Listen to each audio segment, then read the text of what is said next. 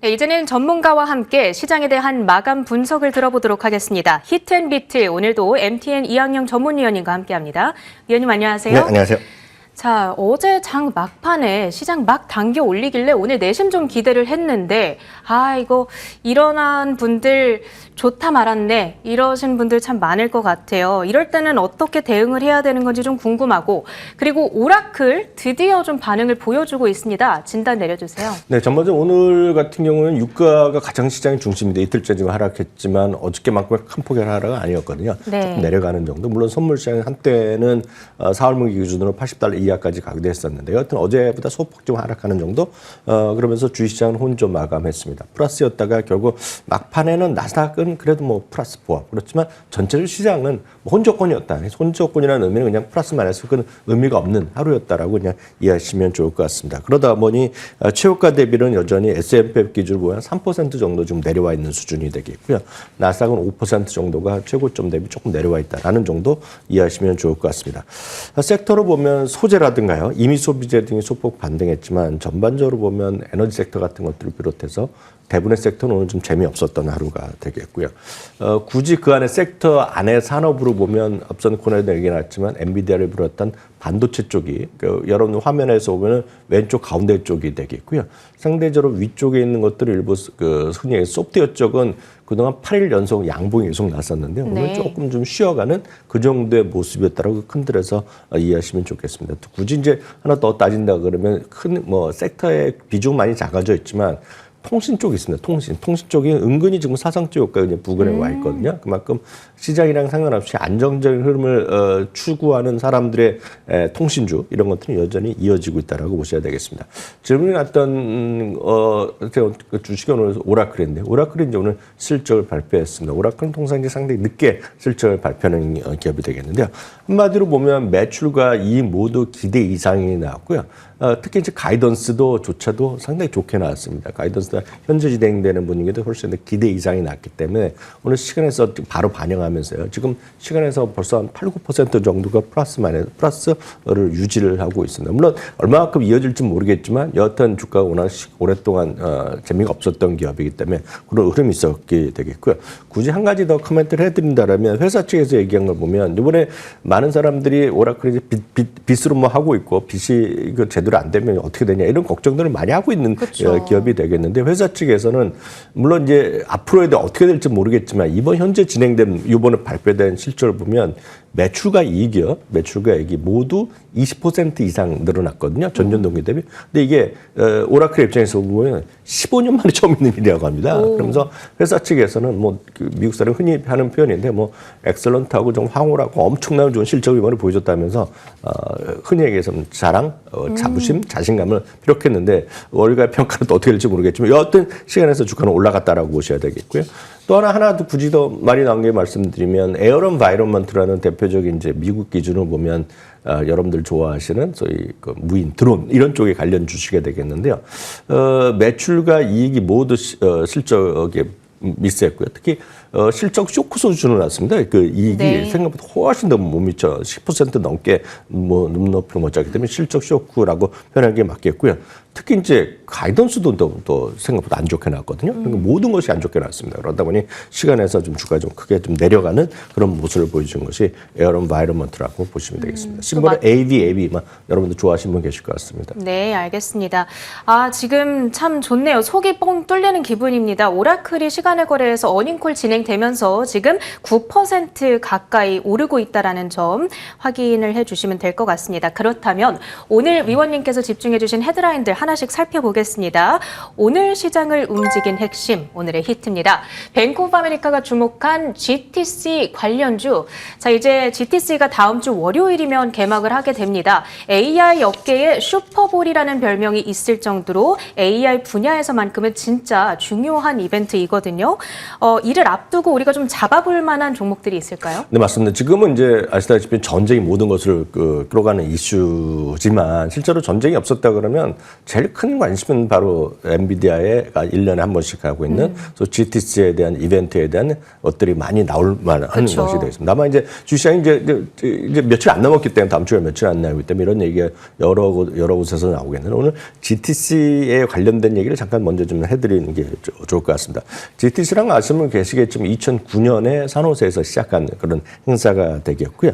그 당시 2009년 8월 30일이었는데 당시에는 이제 엔비디아가 게임 회사를 넘어서 게임용 그래픽 회사를 넘어서서 이제 새롭게 GPU의 시장에 출발한다. 이러면서 대대적인 얘기를 하면서 이제 모였던 것이 되겠습니다. 그래서 그 당시 여러분들 뭐 이미지나 뭐 사진, 영상 보시면 젠수랑이 엄청 젊었습니다. 그 당시에 보면. 네. 그래서 정말 활기차고 지금도 자신감 넘쳐지만 그때만 하더라도 자신감이 넘쳐나는 그런 모습이었다라고 보셔야 되겠습니다. 그래서 초기에는 당연히 가속 컴퓨터 시장에 대한 적극적인 투자 뭐 이런 것들이 있었고요.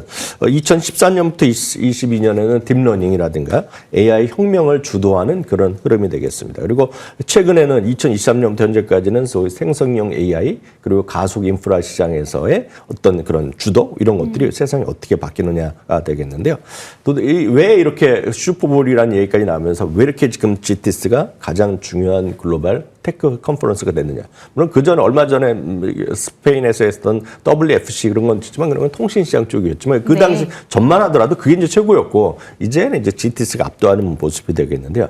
한마디로 기술의 풍향계라는 거죠. 모든 것의 앞으로 방향성을 제시하는 것에 엔비디아를 중심으로 전 세계 모든 그런 서포터들이 다 와 있다라는 얘기죠. 그래서 스폰서도 여러 등급이 있습니다. 당연히 삼성전자, 뭐 SK하이닉스, 뭐 SK텔 다 여기 참여하는 그런 회사들이라고 보셔야 되겠고요. 그것을 그리고 하나의 생태계의 구심점이 되는 거죠. 구글, 아마존, 뭐 마이크로소프트, 우리나라 삼성전자 다 여기 들어가면서 파트너십을 맺고 거기서 자기네가 그동안의 이런 시장의 변화에 어떻게 참여하고 있는지에 대해서 서로 얘기하고 그리고 일주일 동안 진행되면서 얘기하는 거가 되겠고 그리고 거기서 이제 앞으로는 이제 산업에서 단순한 반도체를 넘어서 자율주행이라든가 헬스케어, 로보틱스 특히 로보틱스가 이제 또 다른 말이 피지컬 AI 아닙니까? 물리적 AI가 어떻게 되는지에 대한 당연한 뭐 여러 가지 이제 화두를 던져지면서 그만큼 유명해졌다라고 보셔야 되겠습니다. 그럼 도대체 이번은 어떠냐? 이번은 상당히 특이한 것들이 몇 가지 있겠는데요. 뱅크 아메리카에서 딱 집은 것이 핵심 키워드가 바로 광학 인터커넥터란 섹터가 상당히 부상할 것이라는 것을 지금 뱅크 아메리카 얘기를 하고 있고 모건스탠리도 비슷한 얘기를 하고 있습니다. 종목은 여러분 최근 들어서 가장 저희 방송에 많이 들었던 그런 종목이 나오고 있는데 이번 행사 함께 열리는 것이 광섬유통신 박람회를 기점으로 해서 몇 가지 종목들을 얘기하고 있는데 딱 5개를 얘기하고 있습니다. 네. 거기서 뭐 마벨 테크놀로지라든가 마콤 테크놀로지, 루멘텀 등 5개 종목의 수혜를 입을 거라고 얘기하고 있습니다. 기본적으로 보면 AI 인프라의 핵심이 이전에 이제 구리 가격이 그렇게 많이 올라가는 것이 결국 구리가 엄청 많이 쓰였다는 거 아닙니까 지금. 그래서 병목 현상이라서 구리 가격이 엄청 올라갔는데 이제는 그걸 넘어서서 이제 칩 자체 GPU에서 바로 거기서 광학으로 연결된다는 거 아닙니까? 그래서 흔히 얘기해서 우리도 쉽게 얘기해서 빛의 속도로 간다 그런 얘기 흔히 하지 않습니까? 네. 바로 이 부분이 바로 또 쉽게 얘기하면 빛의 속도로 데이터를 서로 유지하고 데이터를 관리하고 데이터를 이해하고 그 속도 싸움에서 이제 광학이 대세로 들어갈 수 있다는 얘기하는 거가 되겠고 그거에 대한 별도의 세션을 열어갖고 집중적으로 얘기하겠다는 얘기하고 있습니다. 그래서 5종목을 얘기하고 있습니다. 그래서 마벨과 마콤 같은 경우에는 이번 트렌드에 가장 직접적인 수혜주가 될 것이라고 얘기를 하고 있습니다. 그래서 마벨 같은 경우는 워낙 뭐 유명한 회사죠. 맞춤형 칩이라든가 광학 기술력을 겸비하고 있고요. 마콤 같은 경우는 레이저라든가 광 검출기 부분에 높은 수익성이 저평가되어 있다는 얘기를 하고 있습니다.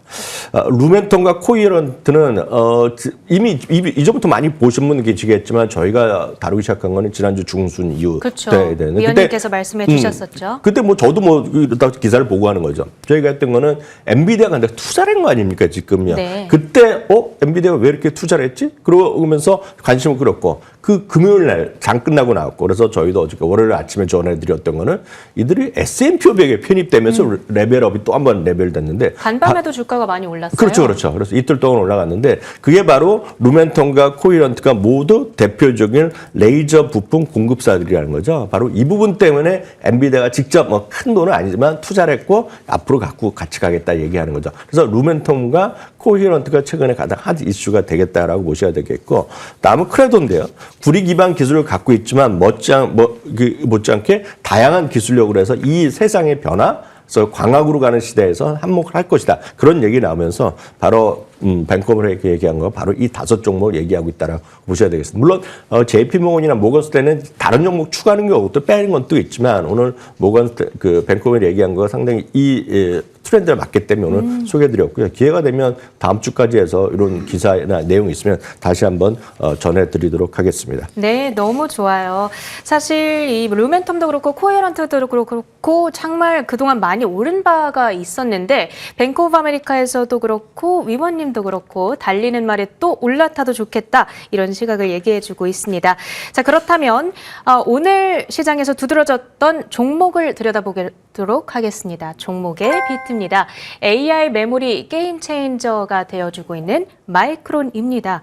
마이크론이 연일 강세네요. 네, 마이크론 테크놀로지가 이제 최근에 또 반등을 또 오늘도 전체적으로 좀 반등을 하는데 주도를 하고 있습니다. 나스닥이 물론 강보합으로 뭐 플러스 0.1포인트를 끝났지만 그렇게 올라갈 수 있던 것은 여타 업종 중에서 그런 마이크론 테크놀로지뿐만 아니라 반도체 장비 이런 것 주식들이 같이 올랐기 때문에 그런데요. 목표 주가도 500달러까지 나오면서 레벨업이 좀 되고 있어요. 일단은 주가는 뭐 아직은 사상체육가 아니지만 사상체육가에 다시 근접해가는 그런 모습을 보이고 있기 때문에 우리나라에서는 지금 삼성전자, SK하이닉스가 사상체육가 대비 상당히 조금 아직까지는 레벨이 조금 낮아져 있는데 네. 마이크론 테크놀로지는 거의 붙어 있다라고 보시면 좋을 것 같습니다. 차세대 특히 이제 뉴스가 간밤에 뉴스가 있었는데요. 마이크론 이 차세대 메모리의 주도권을 이제 확보하기 위해서 주도권이라는 건 이제 삼성전자, SK하이닉을 경쟁하겠다는 거죠. 그들의 입장에서 말씀드립니다. 반도체 장비 회사의 대표 주자 중에 하나죠. 어플라이드 머티리얼과 전방위적인 협업을 강화하겠다는 얘기를 또 발표하면서 다시 한번 관심을 끌었다라고 보셔야 되겠고요. 소위 차세대 고대형 메모리라든가요, AI 전용 어드밴스드 패키징 개발에 이 둘이 양쪽 합쳐지면서 한번 잘해보자 이런 얘기를 하는 거가 되겠습니다. 특히 이제 우리가 이제 S&P 500만 주목하고 있지만 S&P 100에도 편입됐거든요. 사실 네. S&P 100은 S&P 500만큼 큰 엄청난 영향력 있는 건 아니지만 상징적 의미에서 S&P 100에 포함된 것도 상당히 이제 겹경사였다고 추가적으로 말씀드릴 수 있어 보입니다. 특히 이제 차세대 메모리의 초격차 전략을 갖고 가겠다 얘기를 하는 거죠. 물론 여기에는 이제 어찌 보면 삼성전자, SK하이닉스 그리고 이런 마이크로 테크놀로지의 이제 독과점, 과두 체제를 유지한다는데 자기네들 분명히 그 자리를 차지하겠다는 얘기를 하는 거가 되겠고요. AI 시장에서의 맞춤형 솔루션에 대한 적극적인 투자를 계속하겠다는 얘기를 하고 있습니다. 그러면서 이러다 보니 월가 이제 극찬이 이어지고 있다는 겁니다. 앞서 이제 처음으로 목표 주가 500달러 시대가 열렸다고 얘기하고 있는데요. 서스키 하나입니다. 서스키 하나가 목표 주가를요 345달러에서 525달러 단박에 거의 200달러 올려놨고요. D램이라든가 낸드 가격의 상승세라든가 마이크론의 이익이 급증하고 있고 작년 연말부터 계속 나온 얘기지만 마이크론 테크놀로지의 CF가 이런 얘기하는 거 아닙니까? 제가 이 업계에 20년 있었는데 이렇게까지 지금 주문이 몰리는 걸 처음 봤다. 이런 얘기 할 정도로 자신감을 피력하고 있다는 것도 여러분들. 이건 뭐 이것뿐만 아니죠. 당연히 뭐 삼성전자, SK하이닉스에 같이 가는 흐름이라고 보셔야 되겠습니다. 시티그룹도 목표 주가를 또 최근에 430달러로 올려놨고요. 여전히 매수 겸 재확인했습니다. 뱅크 오브 아메리카는 목표 주가를 400달러로 상회했는데 역시 이들이 전반적으로 보면 시장에 대한 자신감을 피력하고 핵심에 엔비디아를 비롯해서 이런 데이터 센터, 데이터에 들어가는 이런 D램 이런 것들, 낸드 이런 것들이 다 수요가 몰려 있다라고 보셔야 되겠습니다. 당연히 앞서 말씀드렸다시피 S&P 100에 편입된 것도 당연히 호재 인식하는 정도. 이거는 최근 것만 보여드렸는데 전부 다 이제 오른쪽에 보면 초록색으로 나오고 있지 않습니까? 그만큼 목표 주가 줄 상향되고 있는 추세라고 이해하시면 되겠습니다. 네, 마이크론 전고점 경신까지 이제 한 52달러 정도 남았네요. 간밤 403달러쯤에 마감을 지었는데 추가 추가적인 레벨업 기대해 보도록 하겠습니다. 자, 이제는 다음 유망주를 들여다볼 차례입니다. 오늘의 넥스트 비트입니다. 더블 업그레이드를 받은 G번호바. 사실 월가에서 이렇게 매도 의견을 줬다가 갑자기 매수로 가는 경우는 흔치는 않거든요. 네, 맞습니다. 뭐 인생도 마찬가지지만 이렇게 목표를 이렇게 조금씩 차근차근 올리는 게 맞거든요. 근데 이제 이쪽에서 오늘 보면은요, 투자 의견을 매도해서 매수로 단박에 올려놨습니다. 그래서 더블 업그레이드를 하는 건데요. 물론 이제 비판할 수도 있죠. 이 담당자가 그동안 일을 제대로 안 했다고 할 수도 있을 수 있습니다. 그 냉정히 네. 보면. 그렇지만 어찌됐건 자신의 의견이 틀렸다는 걸 인정한 거거든요. 인정하고 다시 목표 주가 올린 거죠. 미국에서도 증권사의 이동이 많기 때문에 애널리스트가 갑자기 그만두거나 새로 오면 기존의 투자금을 업그레이드라는 표현을 안 씁니다. 그래서 다시 이제 평가를 했다는 표현을 쓰겠고요. 같은 업종, 같은 사람, 같은 팀이 옮길 투자 의견을 바뀔 때 이제 투자 의견을 바꾼다고 얘기하고 있는데, 여하튼 더블 업그레이드한 것은 대단한 흐름이 되겠고요. 일반적으로 다 아는 얘기입니다. 이미 G번호가 올라왔을 때는 소위 AI가 결국 전력을 먹는 하마라는 얘기인데, 이들은 이제 지금 인정하기 시작했다는 것이 되겠는데요. 그만큼은 G번호가 압도적인 기술력을 갖고 있고 그것에 대한 세상의 지배적인 역할을 지금 전력 시장에서 하고 있다는 것이 되겠습니다. 그래서 그만큼 AI가 전기를 전력을 많이 쓰고 있고, 그래서 여러분들 다들 인지하고 다 잘 알고 계시지 않습니까? 그런 관점에서 이 시장이 끝나지 않는 한 이런 G번호 같은 대한 수요, G번호 같은 기업들의 주가에 대한 상승세가 이어질 가능성이 크다라고 보셔야 되겠고요.